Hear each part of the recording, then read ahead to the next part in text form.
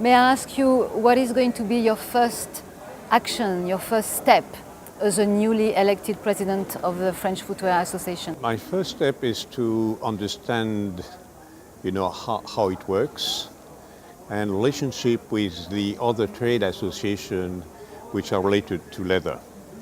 And in France there are many structures which are related to leather, the most important one being the CNC, but the CTC, you got the Footwear Trade Association, the Accessories Trade Associations, and so I think there are a lot in common, and we have to put things or act together. How long have you been elected for? There are 2 years mandate, and usually you renewed for 2 or 3 mandates. So usually, if you want to be active, it has to be 6 or 8 years, and you have to spend at least half of your time. So to me, it's the reason why I resigned from my position in one of the major French shoe company, because I thought that you couldn't be chairman of the French Shoe Association at the same time being chief executive of a big member of the association.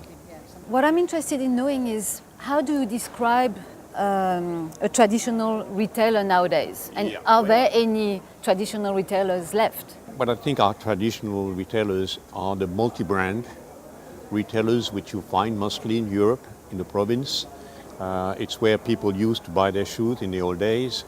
And they were, and they still are, a very important actor of the retail market in Europe and also in America. Asia is slightly different, in particular in China, because in China, as you know, there were no distribution network. The only places is either it's low-end products, which you can find in the street, or it is high-end products, which you find in malls or in department stores. So there were no multi-brand stores, and there are still no multi-brand stores, or very few. And this morning, actually, during the Global Footwear Retail Conference, you mentioned many of these paradoxes. If you had to pull one out of these many contradictions that you mentioned, which one would it be? It's very difficult for retailers today because on one side you have the designer brand, the big brand, what I call the global brand, the Prada, the Tory Burch, the Michael Kors. They sell more and more shoes. On the other side, that's the high end of the market. On the other side of the market, low end, you have the H&M, the Uniqlo, and so on, and they sell a lot of shoes. In the middle, where can you be? And the paradox is that, we are becoming, the market is becoming more and more global, but hopefully people also want unique products. So I think the chance of the retailer is to take that opportunity to offer a product which people will not find in Tory Burch or in H&M, something particular. So multi-brand stores, to that extent, they can have a much wider offer, and I think it's where that's probably the future for them. Okay, we talked a lot about e-commerce. On online commerce. Well, internet is of course an agent of change. It's for 2 reasons. Number one, because it gives access to a lot of information to the customer. So that increased the pressure on prices because people have access to prices everywhere in the world at the same moment.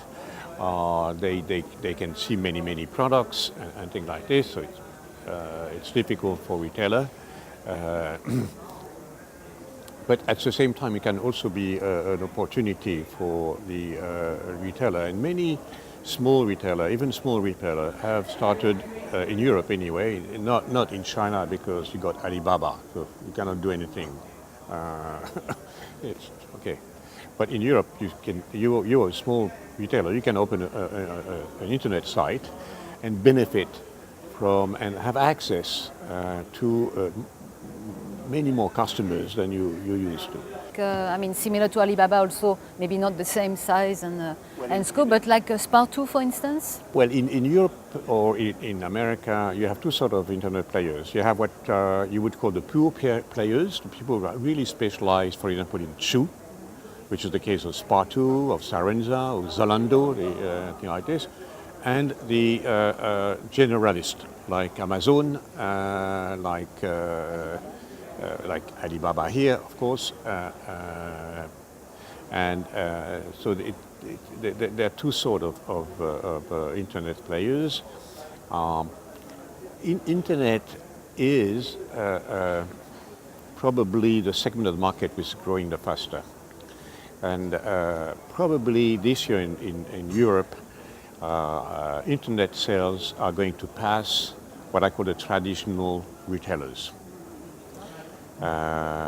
Because the traditional retailers lose market share. They lose market share because they don't know how to face the challenge which exists in the industry today. And that's a big issue for them. So if you had to give them an advice, what would it be? They have to differentiate themselves from the big players. They have to add value because, you know, the people they're fighting against, they are people like Michael Kors, people like Tory Burch. They can spend millions in advertising. They have merchandising concept, which are applied everywhere in the world, very strong, with very competent people working on it. You must compete with H&M, Uniqlo, and again, they have very good brand. Uniqlo is a very good brand, but you can buy a shoe at Uniqlo for $40.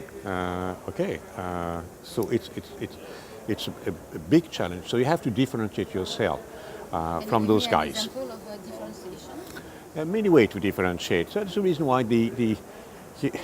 I am not pessimistic for the retailer, provided they understand what is going on and they think. So you have to think. So how you can add value? You can add value by promoting quality rather than quantity, and because very often what retailers do is we're losing market share, so we're going to sell cheap products to try to compete with H&M. You're never going to compete with H&M, so you have to sell quality.